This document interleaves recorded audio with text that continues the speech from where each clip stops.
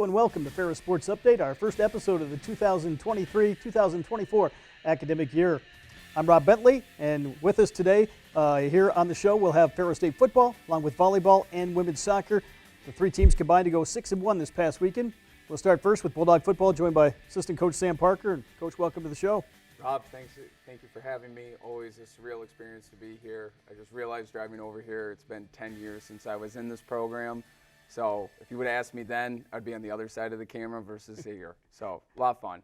Obviously a lot of fun this past Thursday night as well. The Bulldogs kicking off the season, the #1 team in the country, and off to a great start after a 54-12 win over Mercyhurst. It really was, and it's always fun to start off the season with a big win.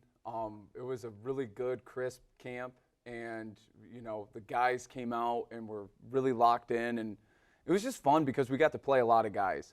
I want to say that we played over 90 guys on our team, and guys that it was their first time playing. Me personally, on the offensive line, we had 7 guys. It was their first time ever playing offensive line for Ferris State.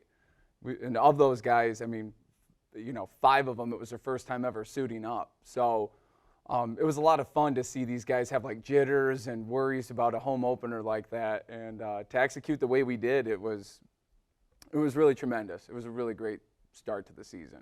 As we go to some of the highlights of the game, obviously a great crowd on hand for a Thursday night football game, and beautiful weather. Couldn't ask for much better weather. Oh yeah, and the high school game that played before, and the whole community and the crowd. It was a lot of fun, and you could tell with the atmosphere. And it was a little different having the fireworks and the smoke and everything coming out, and it was pretty refreshing to be back in football spirits. Obviously, the defense here early on gets a big stop to start the ball game, and then tremendous return by Dion Small on special teams to put you on the board here early. Yeah, I was going up and down the sideline, and I was like, when was the last time we did this? Have an explosive return on whether it's punt or kickoff. And, it just is always fun when you start off the season, your first touchdown is a big play.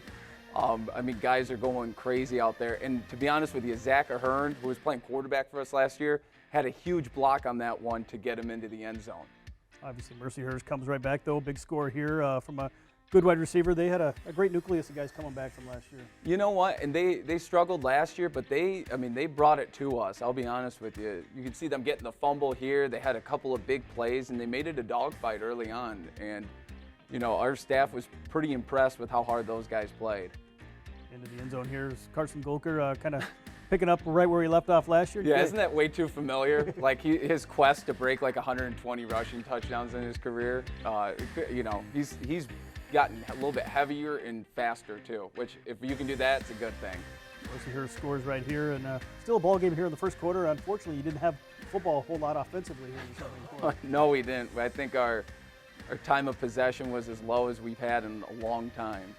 Here, Brady Rose off the screen. Great touchdown here off the throw from Malik Mitchell to put you back on the board. Yeah, and to be honest with you, I think we're one of the worst screen teams in the country, so to score a touchdown on it in the opener, I think makes the offensive staff exhale a little bit and enjoy football a little bit more. Obviously, the offense put up 54 points here, though. Defense, a big play right before halftime, an interception from Jacarvis Alexander, and the defense after that opening quarter didn't allow any points. No, and they allowed some yards, and people were being critical of them, but 12 points is 12 points. Who cares how many yards you give up? And on top of it, we have so many new guys in the secondary. Like Michael Edwards, it's his first year. Justin Payout didn't come along until halfway through last year. Edrin Lawler, Zach Ahern, who's back there. It's a lot of dudes. So just getting them reps is the biggest thing. They broke the game open here in the third quarter. C.J. Jefferson, number change, but no different on the results here as he gets a couple big scores in the third quarter. I told him on the sidelines by our offensive coordinator, Stephen Neese, was like, who is 18? Because he ripped his jersey and switched from 5 to 18. So he even had our staff fooled, during this one. Obviously, you had a chance here as the game wore on to play a lot of different guys. A lot of guys touched the ball. A lot of guys caught the ball here for you offensively. Yeah, if you look at the stat line, I think we had like one guy that had 100+ total yards. Everybody else is getting touches, and it just really shows you how selfless these guys are. Guys like C.J. Jefferson and Brady Rose and Tyrese Hunt-Thompson and Xavier Wade, and their ability to, not worry about statistics like that.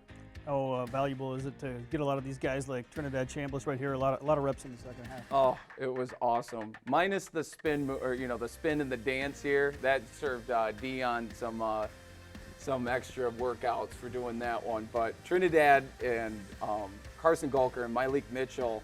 I mean, there's probably not 3 quarterbacks in our conference that are any better. They're tremendous dudes and really elevate our offense to a new level. Deion Small named the GLIAC Special Teams Player of the Week. A tremendous honor after that punt return. So I didn't know that. That's a nice one.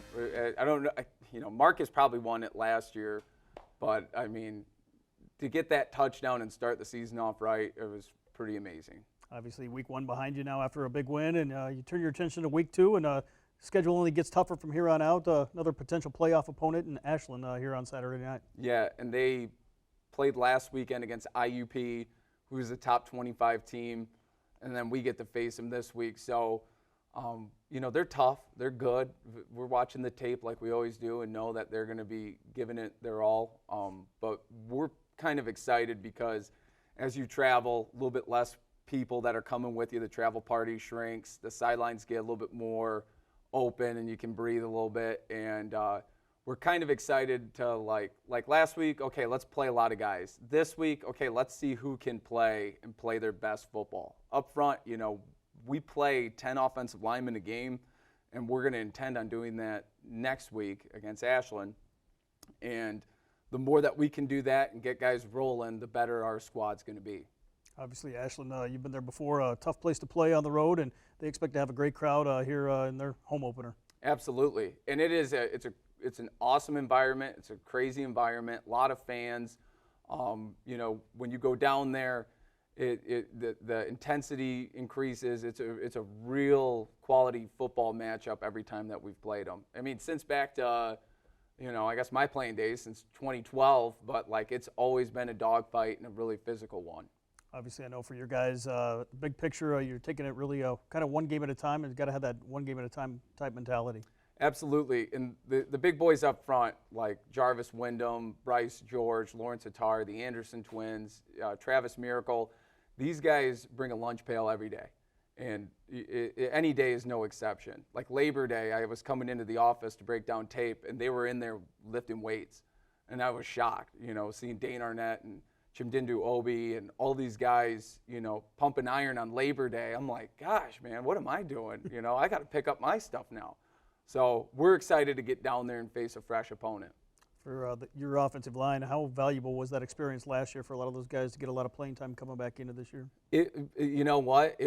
We've had a lot of turnover in our offensive line room in the last 2 years, and that's part of COVID and dudes getting older and stuff. And so what ended up happening over this time and getting those extra practices from being in the playoffs and then in the spring, and these guys, the more reps they got, the better they got. And now we're playing, we have, Brendan Bankston is our only true senior in the room. Logan Miller has another year of eligibility. Outside of that, everybody else has 2 or 3, and some guys have 4 years of eligibility, including this one.